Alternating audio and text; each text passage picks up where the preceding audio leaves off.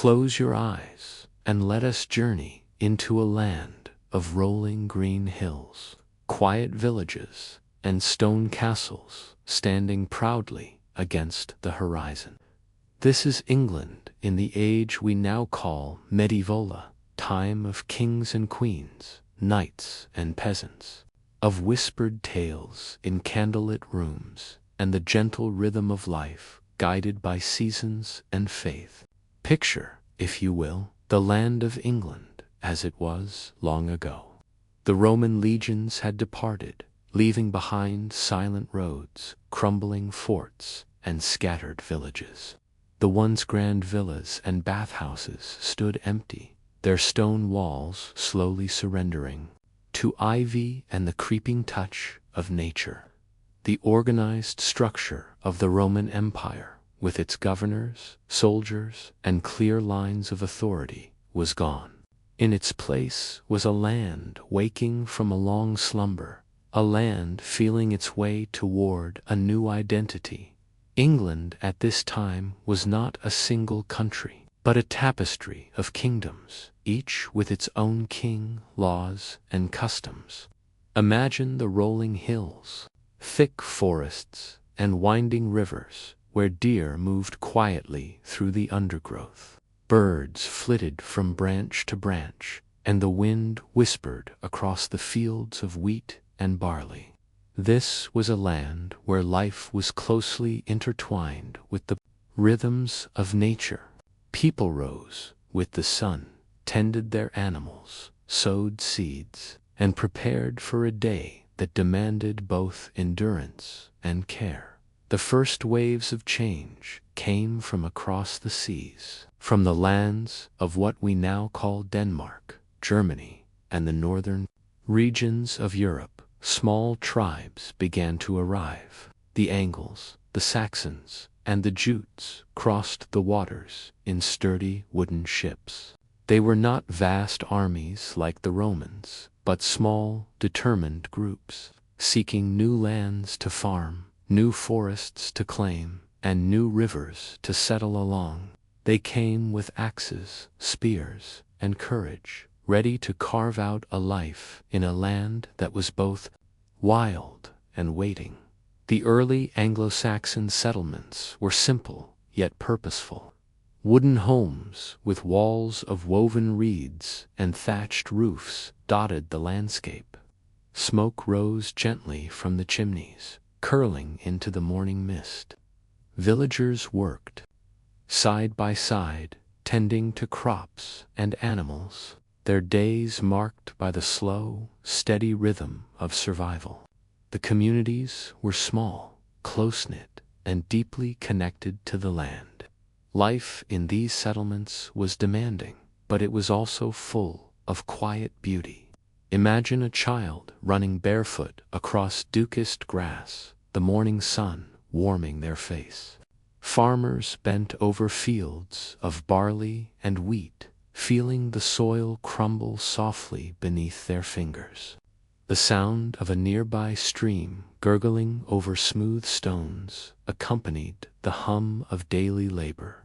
And in the evenings, families gathered around a fire, sharing stories of ancestors, of heroes, of gods and spirits who shaped their world. The Anglo-Saxons brought with them not only their weapons and tools, but also their language, their myths, and their customs. They worshipped many gods, some associated with war, others with fertility, the harvest, or the sun and moon. The sky itself seemed alive to them, and every rustle in the forest, every howl of a wolf, every flash of lightning was a sign of powers greater than themselves. Over time, Christianity began to spread, first through missionaries who traveled long distances, carrying with them sacred texts, crosses, and the gentle message of a different kind of faith. The kingdom structure slowly evolved. There was Wessex in the south, Mercia in the central regions, Northumbria to the north, and smaller kingdoms like East Anglia, Kent, and Sussex. Each kingdom had its own king, its own council of elders, and its own code of law. Alliances were forged, broken, and reforged, often through marriage, tribute, or the occasional battle. Kings were warriors and rulers, but they were also caretakers of their people, responsible for ensuring that the harvests were sufficient, that trade flowed, and that justice was served. The monasteries became a central pillar of this new society. Picture stone abbeys rising quietly among the green hills, their walls thick and enduring. Monks lived within these walls, devoting their lives to prayer, to learning, and to preserving knowledge. By candlelight, they meticulously copied manuscripts, preserving not only Christian texts, but also fragments of Roman and Greek wisdom, poetry, and philosophy. The rhythmic scratching of quills on parchment, the soft chanting of prayers, and the serene hush of these halls created an atmosphere of calm and reflection in a world otherwise marked by uncertainty. These monasteries were more than centers of faith. They were centers of culture, education, and even medicine. Herbs were grown in careful gardens, remedies prepared with knowledge passed down through generations. Travelers seeking guidance, knowledge, or shelter found refuge within the abbey walls. The monks' devotion shaped not only spiritual life, but also the intellectual and social landscape of early medieval England. Life for the common folk was both arduous and deeply communal. Villagers shared in celebrations and hardships alike. Imagine harvest festivals where people danced and sang, their faces glowing by torchlight. Imagine winter nights where families huddled together for warmth, telling stories that had been passed down through generations, stories of kings and battles, of mystical creatures, and of the land itself. Every season brought a new rhythm to life, sowing in the spring, tending in the summer, harvesting in the autumn, and enduring the cold stillness of winter. Trade slowly developed, connecting communities to each other. Local markets grew with merchants bringing pottery, tools, and cloth from distant regions. Simple crafts like weaving, blacksmithing, and woodworking became highly valued. Even in small villages, the exchange of goods and ideas wove a sense of connection across the patchwork of kingdoms. Though the period is sometimes called the Dark Ages, there was light in many forms: the beauty of nature, the resilience of communities, the spark of learning in monastic schools, and the richness of oral traditions all flourished. Bards and storytellers wandered from village to village, their songs carrying tales of heroes like Beowulf, preserving not only entertainment but also the moral and cultural values of the time. The Anglo-Saxon kings gradually consolidated power, creating the foundations of what would later become a united England. Kings like Alfred of Wessex, who came slightly later, would champion education, law, and defense, leaving a legacy that would shape the medieval world. But even before Alfred, the kings and their people laid the groundwork for governance, codified laws, and a sense of identity rooted in the land. The land itself seemed alive with history. Forests held secrets. Ancient burial mounds marked the resting places of forgotten kings, and rivers traced paths that connected communities in ways both practical and symbolic. Life was measured not in wealth or conquest alone, but in the small victories: a successful harvest, the birth of a child, the quiet continuity of family and tradition. In this early medieval period, the seeds of England's identity were being planted. A tapestry of languages, beliefs, and customs began to emerge, woven together by struggle, adaptation, and resilience. And while the future would bring Viking invasions, Norman conquests, and countless upheavals, this era remained the quiet, enduring foundation, a world of misty mornings, flickering hearths, and the steady heartbeat of life in the villages, forests, and hills of early medieval England. As the sun rises over these gentle landscapes, the world is both familiar and foreign. We can hear the distant clang of a blacksmith's hammer, the laughter of children playing by a stream, and the solemn toll of a bell from a nearby monastery. Every stone, every tree, every small village holds a story of people shaping their world, of life and death, hope and perseverance. And as we leave this first chapter of our journey through medieval England, let us pause to feel the quiet strength of these early centuries. Let us remember that even in times of uncertainty, humans create, build, and dream. And let us carry the image of this world, a land of misty hills, whispering forests, and enduring villages, with us as we move forward toward the Viking Age and the next chapter of history. Picture the coastline of England as it was long ago. Mist rolled across the shore, curling around cliffs and over sandy beaches. The air smelled of salt and seaweed, and the waves lapped quietly against the rocks, as though whispering secrets. From across the North Sea, long sleek ships with dragon-headed prows glided silently through the early morning fog. These were the vessels of the Vikings, fierce warriors and explorers from the lands we now call Norway, Denmark, and Sweden. The Vikings did not arrive in a single wave, but in countless small groups, each driven by curiosity, ambition, or the pressing need for land and resources. They were skilled sailors, navigating treacherous seas with remarkable precision.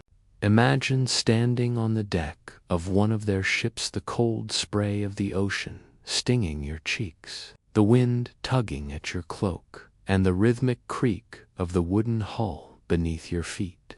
Every man and woman aboard knew that life was uncertain, that the next wave could carry them to glory or to danger. Their first encounters with the English were sudden and terrifying. Villages along the coast, often small clusters of timber homes, were vulnerable to the swift attacks of Viking raiders. The air would fill with the cries of alarm as villagers rushed to defend themselves, the clash of axes and shields ringing across the landscape. Yet the Vikings were not merely destroyers, they were also traders, settlers, and farmers. Over time, some came not to raid, but to build, integrating themselves into the York, known then as Eoforwick, became a hub of Viking activity. It was a bustling town, alive with the sounds of merchants calling out their wares, the clatter of carts over cobblestones, and the creaking of shipmasts in the harbor. Here, cultures collided and mingled. Anglo-Saxon traditions met Norse customs, and languages intertwined, giving birth to new dialects and ways of life. Imagine walking through these streets, the smell of fresh bread from small bakeries mingling with the scent of salt from the nearby river. Children laughing as they chased each other through narrow alleys, craftsmen hammering iron into tools and weapons, monks quietly tending to their manuscripts in hidden corners. Life under Viking influence was both dynamic and uncertain. Kings and local lords had to navigate the constant threat of raids while maintaining order and justice within their realms. The Danish-controlled regions, known as the Danelaust, stretched across much of eastern and northern England. Here, Norse law prevailed, creating a fascinating patchwork of governance across the country. Local rulers adapted, negotiated, and sometimes intermarried with Viking leaders, blending traditions and creating a fragile balance between cooperation and conflict. Amid the chaos of raids and warfare, some of the most remarkable cultural and intellectual exchanges occurred. Vikings were not merely warriors. They were skilled artisans, traders, and explorers. They brought new tools, techniques, and ideas, enriching the daily life of those they settled among. Weapons were crafted with precision. Jewelry, adorned with intricate knots, told stories of gods and heroes, and runic inscriptions recorded events and beliefs for future generations. Imagine for a moment a quiet evening in a Viking settlement. The sun sets over a serene river, casting golden light over wooden homes. Smoke rises from small hearths as families cook their evening meals. A mother weaves cloth at her loom while her children play nearby, and a father sharpens his axe in preparation for the work ahead. In the distance, the sound of a blacksmith's hammer echoes across the water, mingling with the soft strumming of a lyre, as a bard sings of faraway lands and daring adventures. Religion and spirituality played an important role during this period. Vikings worshipped gods such as Odin, Thor, and Freyjach, associated with specific aspects of life and the natural world. Sacred groves and small temples dotted the countryside where offerings were made to secure protection, prosperity, or victory in battle. Christianity continued to spread throughout England, sometimes peacefully, sometimes through conflict, creating a landscape where multiple belief systems coexisted, clashing and blending in fascinating ways. Among the Anglo-Saxons, life was also evolving. Leaders like Alfred the Great, King of Wessex, recognized the threat of the Viking presence and took measures to protect their people. Alfred was not only a military strategist, but also a patron of education and learning. He established fortified towns, known as burhs, along key routes to defend against raids. He encouraged the translation of important texts from Latin into the vernacular, ensuring that knowledge was preserved and accessible. Imagine Alfred walking through one of these town soldiers, drilling in the dusty streets, merchants tending to their stalls, and scholars quietly studying under the dim light of oil lamps in small stone buildings. The interaction between Vikings and Anglo-Saxons was complex. While there were violent conflicts, there were also alliances, marriages, and cultural exchange. Trade flourished in some areas, with goods such as wool, grain, furs, and precious metals traveling along rivers and roads connecting the communities. Craftsmen learned new techniques, and ideas spread across the land like ripples on water over time. This interplay of cultures shaped the identity of England, blending Norse and Anglo-Saxon traditions into something uniquely English. The Viking Age also brought innovations in navigation, warfare, and governance. Longships allowed for unprecedented mobility along rivers and across seas, enabling swift attacks or the transport of goods. Warriors were disciplined, often organized in tightly knit groups that relied on both skill and courage. The laws were codified in ways that influenced English legal traditions, particularly in areas under Danelaw control. Despite the turbulence, there were moments of extraordinary peace and beauty. Picture a winter evening with snow gently covering the rooftops of a small village. Smoke curls from chimneys, and families gather by the fire, sharing stories and songs. Children drift to sleep as parents quietly discuss the plans for the coming harvest. Outside, the river reflects the moonlight, and the soft cry of an owl echoes from the nearby forest. In such moments, life feels fragile, yet enduring a delicate balance between human endeavor and the vast untamed world around them. The legacy of the Viking Age extended beyond immediate conflicts. It shaped trade networks, introduced new cultural practices, and left an enduring mark on the English language. Place names like Grimsby, Whitby, and Derby remind us of Norse influence, while family names, folklore, and legends carry echoes of a time when the seas connected distant lands and adventurous hearts sought fortune and home alike. By the 11th century, the Anglo-Saxon kingdoms had adapted, resisting some invasions while incorporating others. Alfred's descendants continued to consolidate power, gradually laying the groundwork for a unified English kingdom. Yet the memory of Viking raids, the mingling of cultures, and the stories of bravery and survival remained vivid in the hearts of the people. Imagine walking through a peaceful village at dusk. Children play along the riverbanks, laughter ringing softly in the air. Traders pack up their goods after a long day, while farmers tend the last of the crops under a fading sun. Monks chant prayers in a nearby abbey, their voices rising and falling like the tides. The ghosts of the past linger in the shadows, the ships that once roared into the harbors, the warriors who fought on distant fields.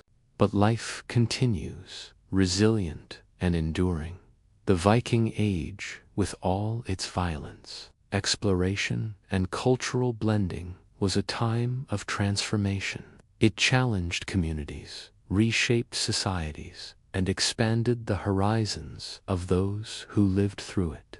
And yet, amid the raids and battles, there were moments of quiet continuity. Families gathering by the hearth, scholars preserving knowledge, artisans crafting beauty from wood and metal, and communities celebrating the simple joys of daily life. As we leave this chapter of our journey, let us pause to feel the rhythm of this era, though ebb and flow of fear and hope, the clash of swords and the quiet of evening fires, the unending sea that brought both danger and opportunity.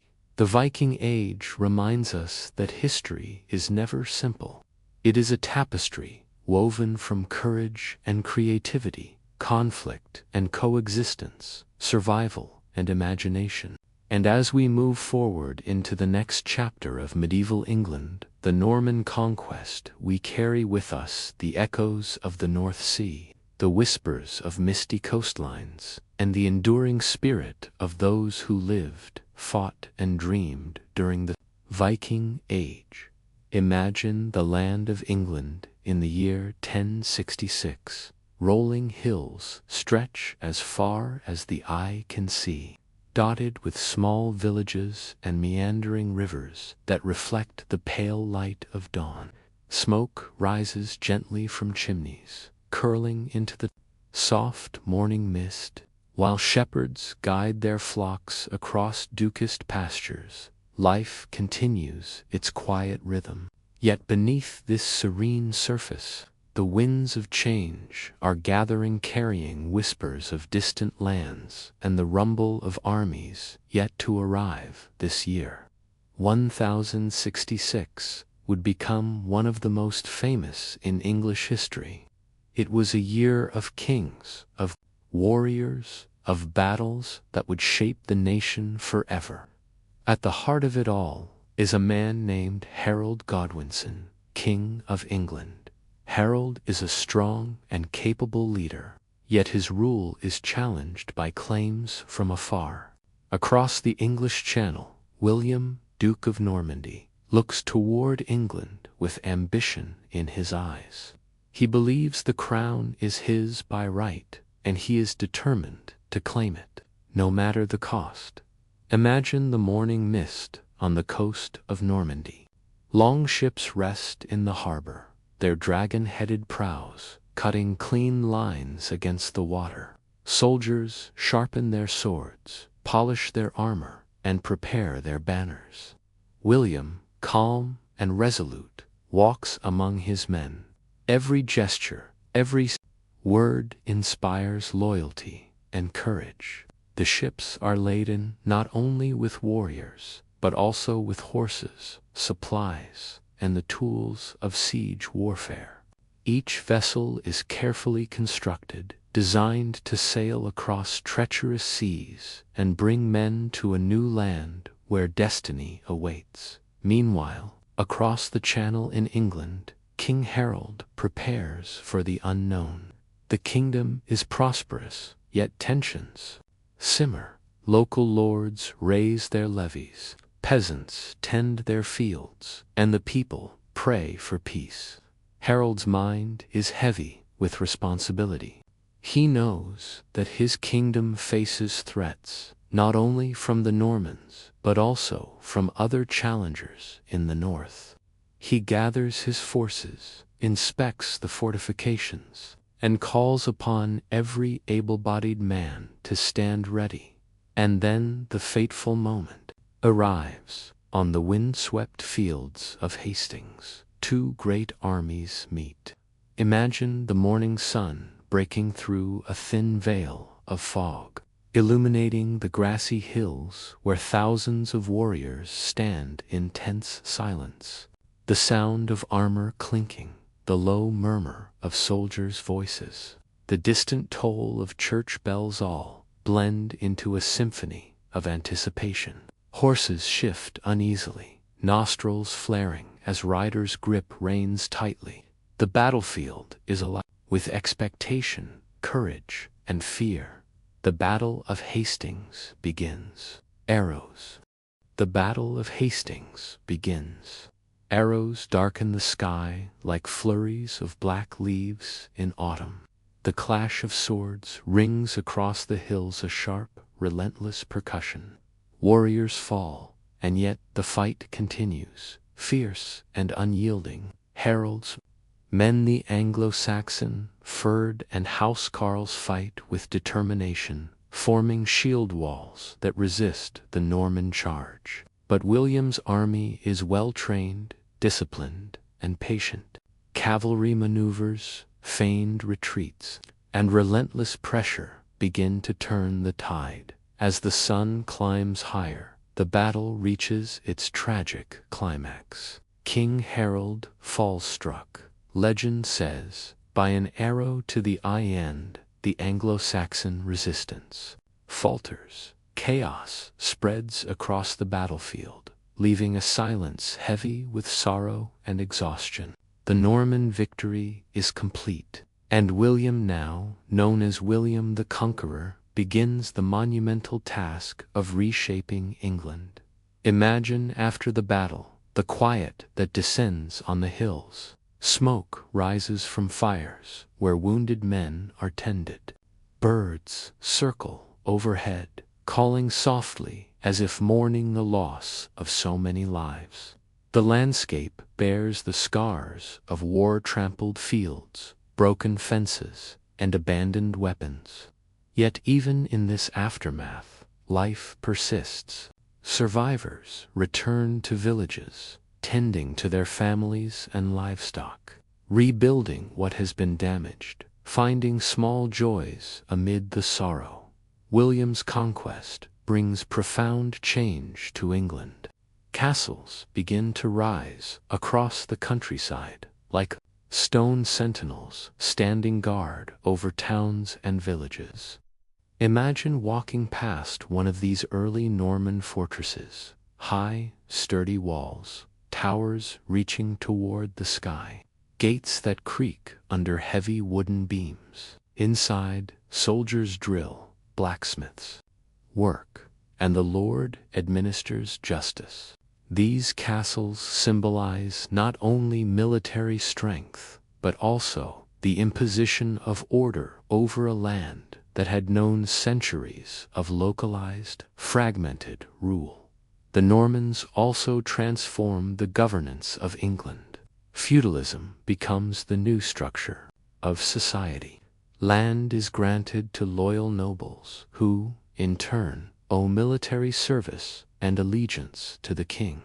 Villagers and peasants owe labor and tribute to their lords, binding communities in a system of duties and protection. Laws are codified, courts are established, and the influence of the monarchy spreads into every corner of the kingdom. Life is now organized under a centralized authority shaping centuries-old traditions of local autonomy. Language and culture are deeply affected. French becomes the language of the elite, while Old English continues among the common folk. Over time, these languages blend, forming the foundation of Middle English. Imagine listening to a conversation in a bustling market, merchants speaking a mix of French and English, exchanging goods and ideas, laughter and bargaining filling the air.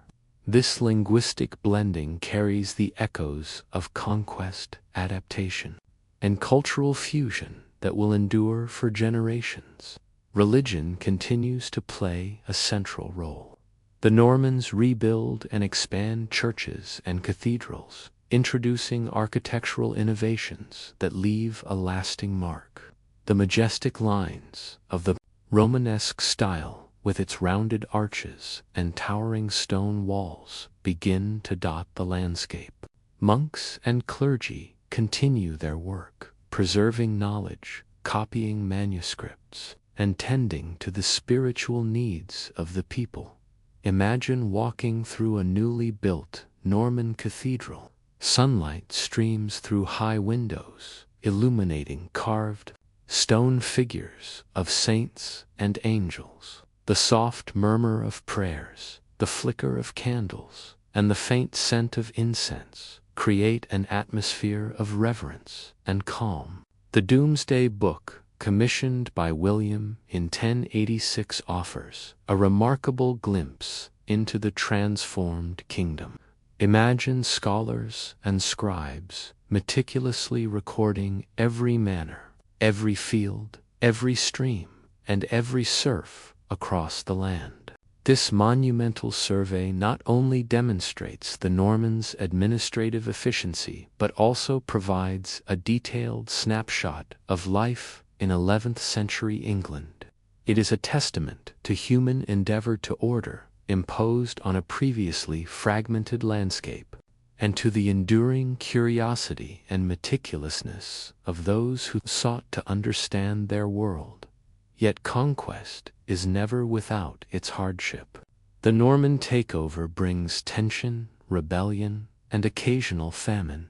Villages are taxed, lands are redistributed, and resistance is met with force.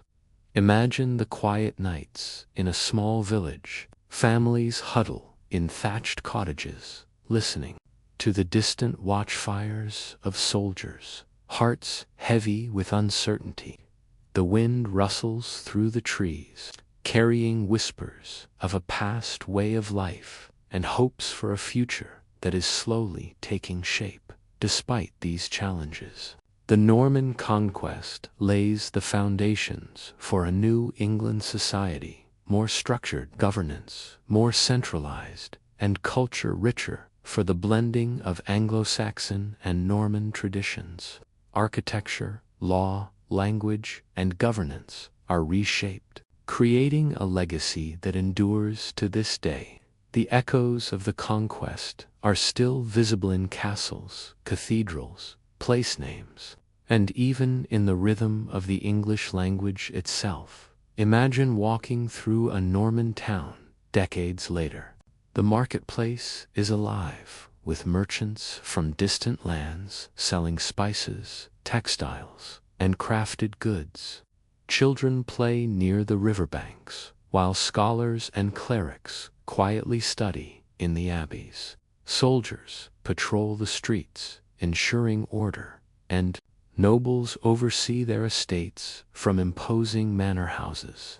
The land has healed from the scars of battle, yet every stone and path carries the memory of a year that changed everything.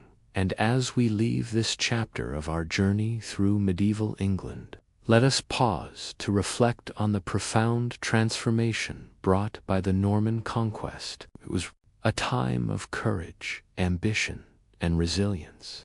Kings and warriors, peasants and scholars, monks and merchants all played a part in weaving the complex tapestry of history. The land itself seems to remember. The castles, the fields, the rivers, and the villages echo with stories of bravery, loss, adaptation, and enduring hope. The year 1066 stands not merely as a date in a book, but as a living moment in the story of England. It is a reminder that history is shaped by both human ambition and the quiet perseverance of ordinary lives, by battles fought on misty hills, and by the soft footsteps of those who rebuild, restore, and dream. And as we turn toward the next chapter, the life, culture, and daily rhythms of medieval England, we carry with us the legacy of conquest, the enduring spirit of resilience, and the quiet power of human determination. Picture England as it stood in the centuries following the Norman conquest, a land slowly reshaping itself under the shadow of castles, the authority of kings, and the enduring rhythm of the seasons. Unlike the grand battles and sweeping conquests that dominate history books, this chapter belongs to the people, the farmers, craftsmen, monks, and villagers who lived their lives quietly yet profoundly, creating the heartbeat of medieval society. Imagine walking through a small village in the early morning. Mist rises from the river that curves gently through the fields, catching the first pink rays of sunlight. Smoke drifts lazily from the chimneys of thatched cottages, carrying the earthy scent of burning peat and wood. Chickens cluck and scratch in the yard, while children chase one another through puddles left by the morning dew. The village is alive, not with the roar of kings and armies, but with the gentle, persistent rhythm of human life. In these villages, life revolves around the land. Fields of wheat, barley, and oats stretch across the gentle hillsides. Farmers rise before dawn to tend the soil, guiding oxen as they plow the earth, sow seeds carefully, and water young shoots. Imagine the feeling of damp soil beneath your fingers, the smell of freshly turned earth mingling with the sweet fragrance of wildflowers that grow along the edges of the fields. Each season brings a different task: planting in spring, nurturing crops in summer, harvesting in autumn, and preparing for the harsh quiet of winter. Villagers live in small wooden homes with thatched roofs, often clustered around a common green. Inside, the hearth is the heart of the home, where firelight dances on wooden walls, warming families and cooking their simple meals. Smoke rises up the narrow chimney, carrying the scent of porridge, bread, and sometimes roasted meat. Families gather around the fire in the evenings, sharing stories, singing songs, or mending tools and clothing. The rhythm of life is slow but steady, a careful balance between work, community, and rest. Beyond the villages lie towns and market centers where life becomes slightly more bustling. Imagine walking through a town with narrow, winding streets, paved with uneven cobblestones. The air is filled with the scent of fresh bread, roasting meat, and the temps of leather from craftsmen's workshops. Markets are vibrant with activity. Merchants display wool, textiles, pottery, and iron tools. Shoppers haggle and barter, their voices rising and falling like music. Children dart between stalls, laughing and chasing one another. Even in the midst of trade and commerce, the town retains a sense of intimacy where faces are familiar and news travels quickly. Craftsmen and artisans play an essential role in medieval life. Blacksmiths hammer glowing iron into swords, nails, and tools, the rhythmic clang echoing through the streets. Weavers sit at looms, threading fine wool into cloth, while carpenters shape timber into furniture, carts, and the frames of homes. Potters mold clay on spinning wheels, creating vessels that will hold food and drink for generations. These crafts are not only practical, they carry beauty, tradition, and pride, connecting people to the skills of their ancestors.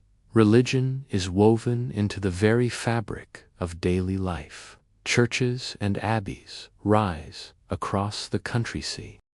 Religion is woven into the very fabric of daily life. Churches and abbeys rise across the countryside, their spires reaching toward the sky. Imagine entering a small village church on a quiet morning. Sunlight streams through narrow stained glass windows, illuminating the stone walls with colored patterns. The scent of incense hangs in the air, mingling with the earthy aroma of the wooden pews. Monks and priests quietly tend to their duties, offering guidance, tending the sick, and preserving the wisdom of sacred texts. The church provides not only spiritual comfort, but also a place of community, education, and care. Monasteries are centers of learning and culture. Imagine the quiet of a stone cloister where monks chant prayers in harmonious rhythm. By candlelight, they copy manuscripts, preserving the knowledge of centuries' religious texts, poetry, medical treatises, and classical works from Rome and Greece. The scratch of the quill on parchment is accompanied by the occasional whisper of reflection, creating an atmosphere of calm and contemplation. These quiet spaces stand in contrast to the outside world, yet they influence it profoundly, nurturing wisdom that shapes generations to come. Life in medieval England is not without hardship. Disease, famine, and unpredictable weather can disrupt the rhythm of daily life. Villagers depend on one another for survival, sharing labor, food, and knowledge. Imagine a winter evening when snow blankets the fields and frost clings to every roof. Families huddle together for warmth, feeding fires with peat and wood. The wind moans through the trees outside, yet inside, life continues with quiet resilience. A child learns to sew, a parent carves wooden utensils, and the family shares a simple meal by the flickering firelight. Even in adversity, there is strength, community, and hope. Education is limited but valued. Children of wealthier families may learn to read, write, and study Latin, preparing for service in the church or court.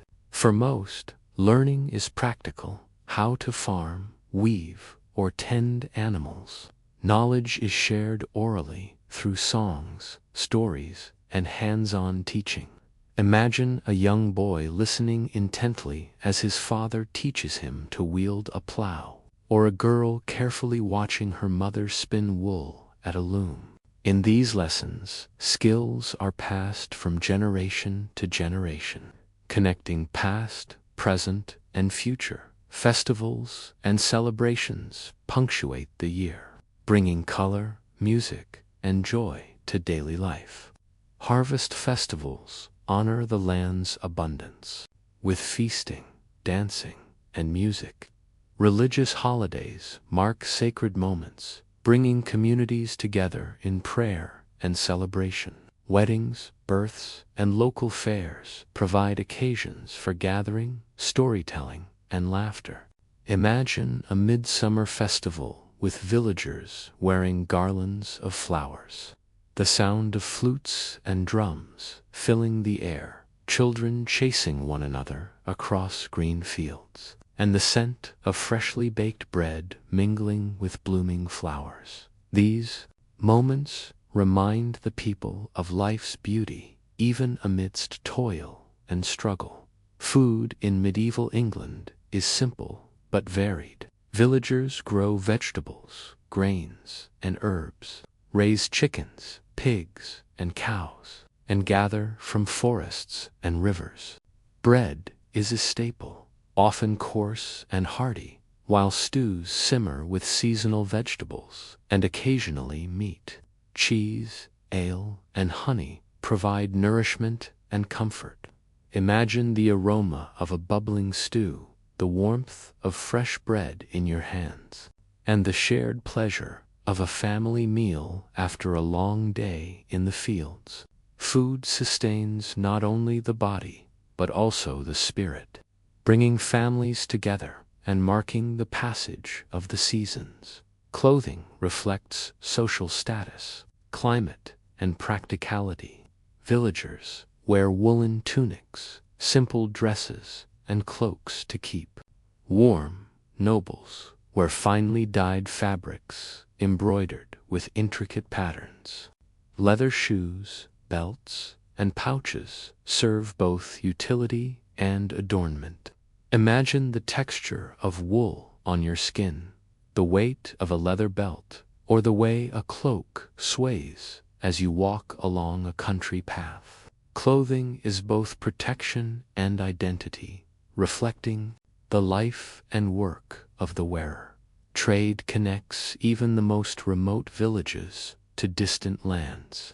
Goods like salt, spices, and textiles travel along rivers and roads, linking England to Europe and beyond. Merchants, itinerant craftsmen, and travelers bring stories, knowledge, and objects that enrich daily life. Imagine a caravan arriving at a village market, the glint of coins in the sunlight, the chatter of traders from faraway towns, the exotic scent of imported spices mingling with the familiar smells of bread and earth. Trade creates connections, curiosity, and growth, weaving a wider world into the fabric of medieval life. Leisure, though scarce, is valued. Children play simple games. Musicians entertain with flutes, harps, and drums, and storytelling preserves legends and history. Imagine an evening by the hearth where the crackle of fire blends with the voice of a storyteller, recounting tales of kings, heroes, and mystical creatures. Through play and story, imagination flourishes, and the world feels larger, richer, and filled with wonder. The land itself shapes the rhythms of life. Rivers provide water and fish. Forests offer timber, game, and berries. Hills and meadows mark boundaries and paths. Villagers learn to read the sky, the seasons, and the land, understanding weather, migration patterns, and the cycles of planting and harvest. Nature is both provider and teacher, demanding respect, observation, and adaptation. Life in medieval England is a delicate balance of work, faith, community, and survival. The rhythms of the seasons, the care of the land, the teachings of elders, and the guidance of the church create a structure within which families, villages, and towns thrive. Imagine the gentle unfolding of a year's spring rains nourishing the fields, summer sunlight ripening the crops, autumn bringing harvest and celebration, winter blanketing the land in quiet reflection.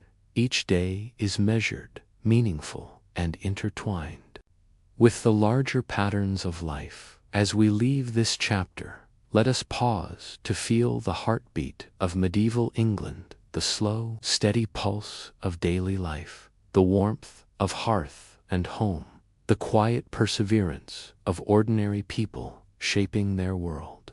These lives, though often unrecorded in history books, form the enduring foundation of society, culture, and community. And as we prepare to move into the next chapter, an era of war, plague, and profound transformation, we carry with us the echoes of these villages, towns, and homes, remembering that history is lived not only in battles and kings, but also in the quiet courage, labor, and love of ordinary lives. Imagine England in the 13th century, a land of green rolling hills, dense forests, winding rivers, and small villages. Life continues its familiar rhythms. Farmers tending fields, craftsmen shaping wood and iron, children playing near streams. But the shadows of war, disease, and political turmoil begin to loom over the landscape. This is a period of extraordinary challenge, yet also of profound resilience. England stands at a crossroads, society reshaped by conflict, its people tested by forces beyond their control, and its culture enriched by both hardship and adaptation. The century begins with the reign of kings who seek to consolidate power and impose order. Monarchs such as Henry III strive to strengthen the monarchy, yet their rule is never uncontested. Barons and nobles, seeking to protect their own privileges, demand reforms and rights. The resulting tension gives birth to one of England's most famous documents, the Magna Carta. Imagine the quiet halls of a castle where lords gather, quills scratching parchment as a document is carefully signed. It is a moment of compromise, of negotiation, of shaping a future where law and governance are not the whim of a single ruler, but a framework for society. As the 13th century progresses, the specter of war is never far. Across the English countryside, banners flutter atop castles and fortresses. Soldiers train, sharpen swords, and patrol roads. Knights ride on horseback, clad in armor, preparing for battles that may erupt suddenly. Yet even amidst preparation for conflict, daily life continues. Imagine a village under the watchful gaze of a nearby castle, villagers tending crops, women weaving cloth, children playing beside the river, under the quiet tension of knowing that war could descend at any moment. And then comes the Black Death in the mid-14th century, a silent, invisible enemy that sweeps across the land with terrifying speed. Imagine a village in the early morning light. Smoke curls from chimneys. The air is crisp, yet a sense of unease lingers. Families discover neighbors suddenly stricken, fields left untended, markets quieted by fear. The plague moves swiftly, touching every corner of England, leaving sorrow and loss in its wake.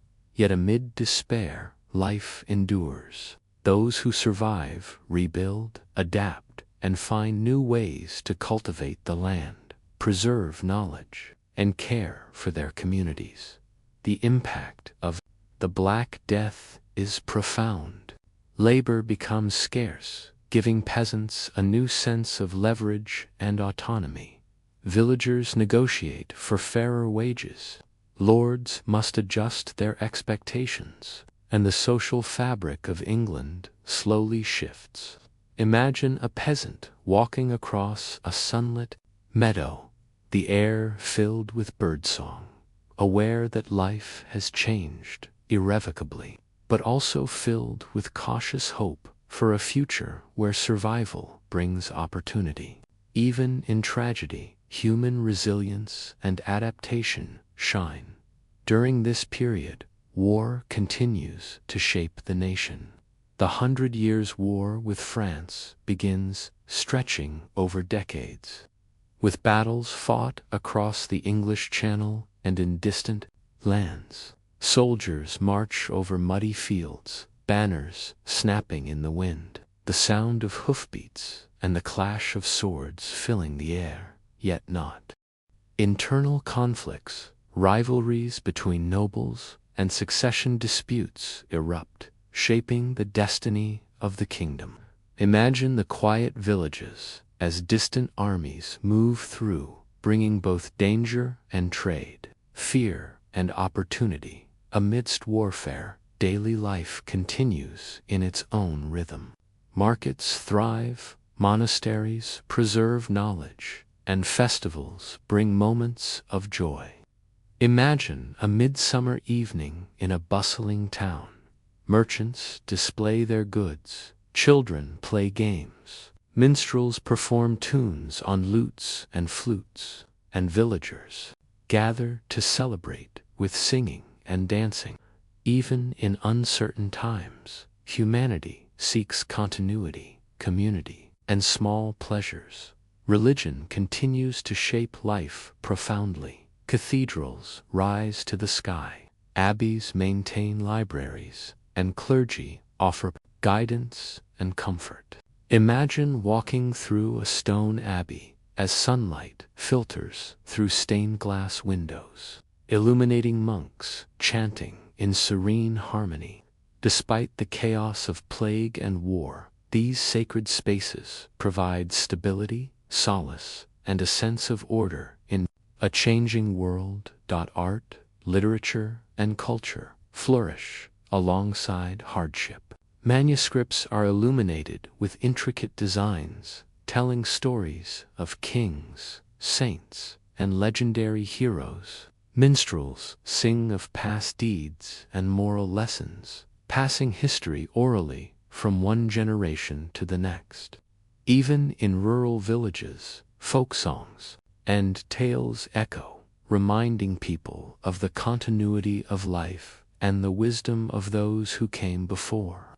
Imagine sitting by a hearth as an elder recounts a tale of valor or morality, the firelight casting dancing shadows on the walls, children listening intently, and the rhythm of storytelling linking past to present. The Wars of the Roses in the 15th century bring new turbulence. The houses of Lancaster and York vie for the crown, their banners and symbols appearing across battlefields and towns.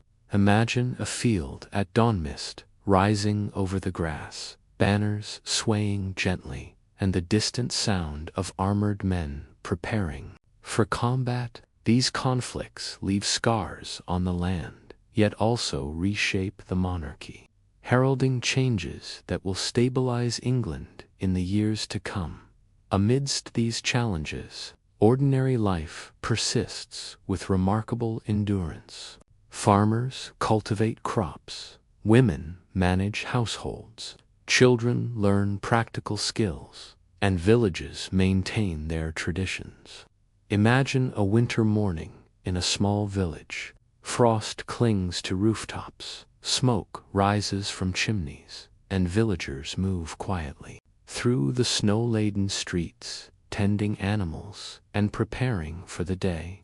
Despite external chaos, the rhythms of work, family, and faith continue, a testament to human perseverance. Trade and economic activity expand during this period, even amidst disruption. Rivers carry goods, roads connect towns, and markets flourish. In larger settlements, wool, cloth, grain, and metalwork move from village to city, creating networks of commerce that link England to Europe and beyond. Imagine a traveling merchant arriving at a town, the smell of spices mingling with the earthy scent of grain, the sound of coins exchanged, and the quiet fascination of villagers seeing objects from distant lands for the first time. Trade becomes a lifeline, enriching culture and fostering connection despite war and disease. The natural world continues to shape daily life. Rivers provide fish, forests supply timber and game, and hills and meadows dictate patterns of settlement. Villagers learn to read the signs of weather, the cycles of planting and harvest, and the rhythms of nature itself.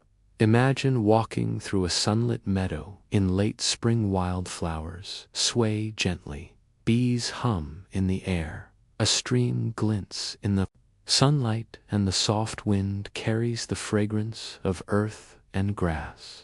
Life is intertwined with the natural world, a balance of labor, observation, and respect.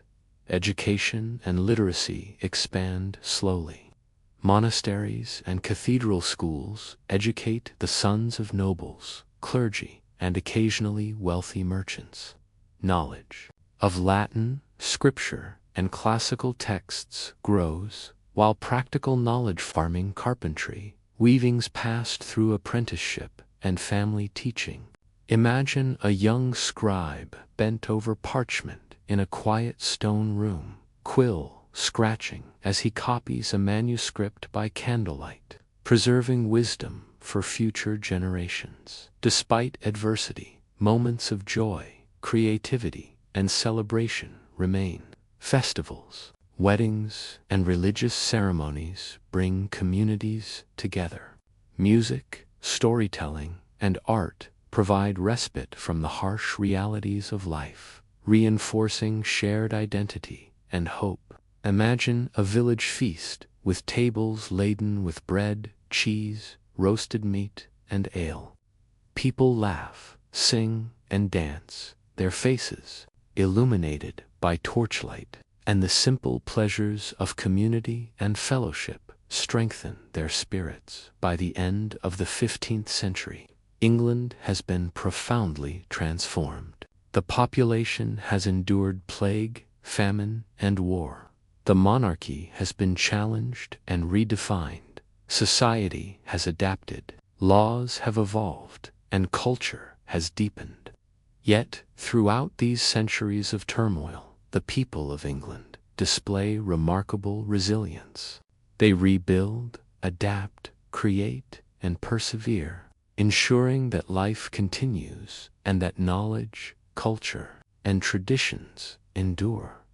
As we leave this chapter, let us pause to feel the rhythm of medieval England in these centuries of trial. The echoes of battlefields, the quiet smoke of cottages, the chants of monks, the laughter of children, and the music of festivals all remind us that history is lived not only in great events, but also in daily persistence, courage, and community. Life endures even amidst war and plague, and the spirit of the people carries England forward toward the dawn of a new era. Picture England in the late 15th century, a land still shaped by centuries of war, plague, and conquest, yet beginning to stir with the first hints of change.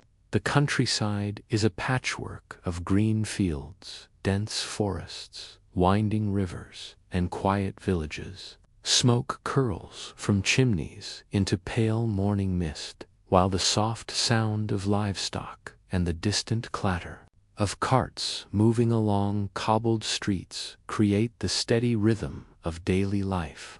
Life is still simple for many, yet the world around them is slowly transforming.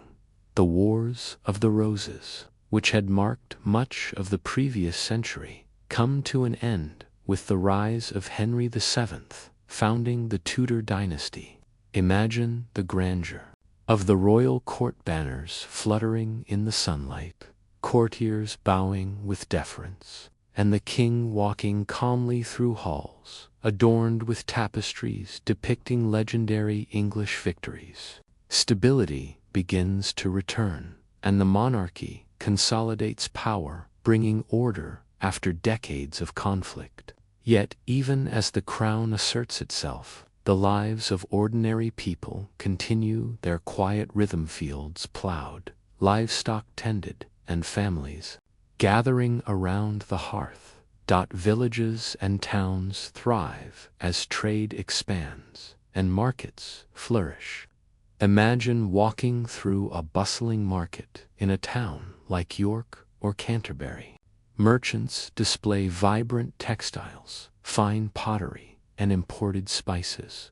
Children chase one another between stalls. The air is filled with the scent of bread baking, roasting meat, and fresh herbs. Towns grow in importance, providing not only commerce, but also centers of learning, culture, and social interaction. People from villages travel to towns to sell goods, purchase necessities, and exchange news, connecting communities in ways both practical and meaningful. Agriculture remains central to life. Fields are carefully tended, following the cycles of the seasons. Farmers plant and harvest crops, tend livestock, and ensure food for their families and the surrounding communities. Imagine the gentle rhythm of a day in spring, the soil soft beneath your fingers, the scent of freshly turned earth, and the sunlight glinting off young shoots of wheat and barley. Life is shaped by the natural world, by the steady progression of days, and by the labor required to sustain it. Yet, this is also a period of change.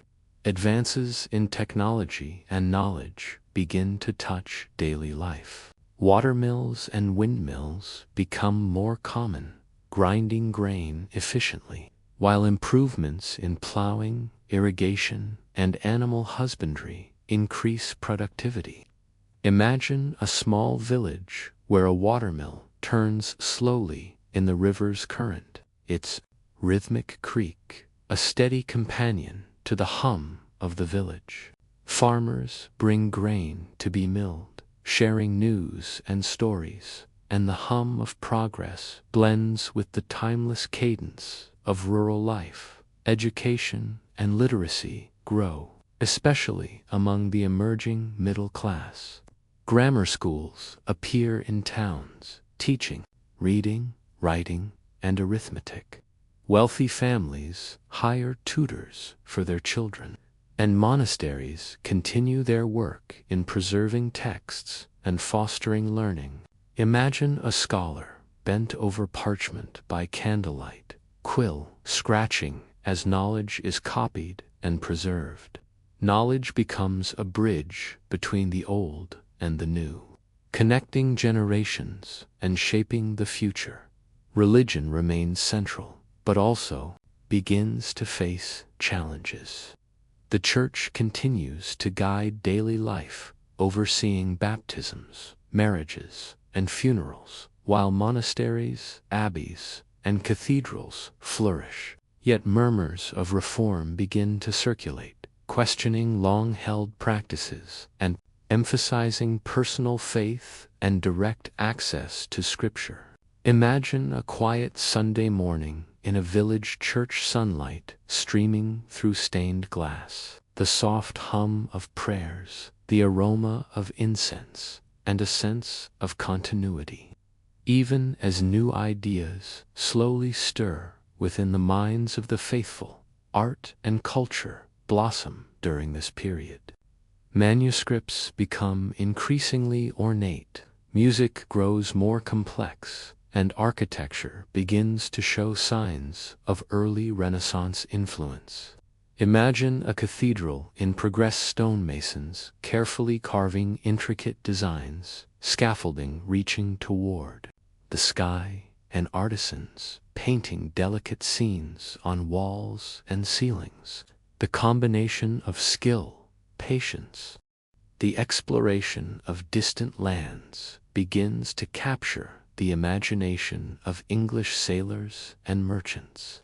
Rumors of faraway lands, spices, gold, and knowledge spark curiosity and ambition. Imagine the quiet anticipation in a small port town, wooden ships creaking in the harbor, sails furled, sailors preparing provisions, and merchants dreaming of trade with lands beyond the horizon. The seas promise both danger and opportunity, metaphor for the broader transition from medieval to early modern England. Daily life continues its steady course amidst these broader transformations. Villagers rise with the sun, tending fields, caring for animals, and preparing food. Women manage households, spin wool, weave cloth, and nurture children. Children learn skills from their parents, gradually preparing to assume the responsibilities of adult life. Imagine a winter morning, frost covering the rooftops, smoke rising from chimneys, the smell of bread baking, and families gathered around the hearth, sharing warmth and stories. Even as the world changes, these rhythms endure, connecting past to present. Trade and commerce flourish further in towns and along rivers. Wool becomes a major export, connecting England to European markets. Craftsmen and merchants grow in importance, providing goods, services, and connections beyond the village. Imagine a town fair, stalls displaying cloth, pottery, and imported spices, the chatter of merchants, the laughter of children, and the steady rhythm of coins exchanging hands. Commerce links communities, spreads ideas, and enriches daily life. Fashion and clothing begin to reflect greater complexity and social distinction. Nobles and wealthy merchants wear elaborately dyed fabrics, while peasants continue with practical woolen tunics, simple dresses, and leather shoes. Imagine the vibrant colors of market day, deep reds, rich blues, and earthy tones mingling in a tapestry of movement and life. Clothing signals identity, status, and occupation, while also providing comfort and protection against the changing seasons. Food remains tied closely to the land. Villagers rely on bread, vegetables, dairy, and occasional meat, while towns have access to imported goods such as spices, sugar, and wine. Meals are communal, reinforcing bonds among family and neighbors. Imagine a long table in a village hall during a harvest festival, bowls of stew steaming in the cool autumn air. Bread broken and shared, laughter rising as people celebrate abundance and community. Food nourishes both body and spirit, providing continuity and comfort in an era of change. Warfare continues to influence life, though differently from earlier centuries. Castles remain symbols of power, but the nature of conflict evolves. Gunpowder begins to appear in rudimentary form, and armies incorporate both traditional knights and emerging infantry forces. Imagine a castle atop a hill, banners, fluttering soldiers training in the courtyard, blacksmiths forging weapons, and the quiet vigilance of those tasked with defending both the structure and the surrounding lands. Security remains essential, even as society grows more complex. Despite these challenges, England experiences a slow cultural flowering. Literature, poetry, and music become increasingly sophisticated. Tales of chivalry, romance, and morality circulate both orally and in manuscripts.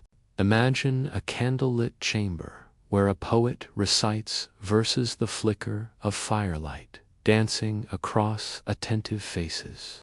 Stories entertain, instruct, and inspire, connecting communities across time and space. The natural world continues to frame life. Rivers, forests, meadows, and coastlines provide sustenance, resources, and inspiration. Villagers observe seasonal changes, study the behavior of animals, and adapt to climate shifts. Imagine walking through a spring meadow, wildflowers swaying, bees humming, and sunlight glinting off dew-laden grass. Nature shapes daily life, teaching patience, observation, and respect for the cycles of the earth. By the dawn of the 16th century, England is poised on the threshold of the Renaissance. Education, art, exploration, and commerce are flourishing. Society has grown more complex, law and governance more structured, and culture richer and more diverse. Yet life for ordinary people continues in its quiet rhythm, anchored in family, faith, and the land. Villages, towns, and cities hum with labor, trade, and celebration, while the echoes of past centuries, plague, conquest, war, and resilience remain alive in memory and tradition. As we leave the medieval era behind, we carry with us the sights, sounds, and rhythms of daily life: the smoke rising from a thatched cottage, the clatter of a blacksmith's hammer, the soft murmur of prayers, the laughter of children at play, and the slow passage of seasons over fields and forests. England has endured centuries of change, conflict, and challenge. Yet its people have persisted, adapted, and shaped a society that will continue to evolve into the modern age. The end of the medieval era is not a moment of sudden transformation, but a gradual unfolding, a blending of tradition and innovation, hardship and hope, stability and curiosity. It is a time when ordinary lives intersect with extraordinary history, when the rhythms of daily labor coexist with grand political and cultural shifts, and when the enduring spirit of humanity ensures that life, culture, and knowledge continue to flourish.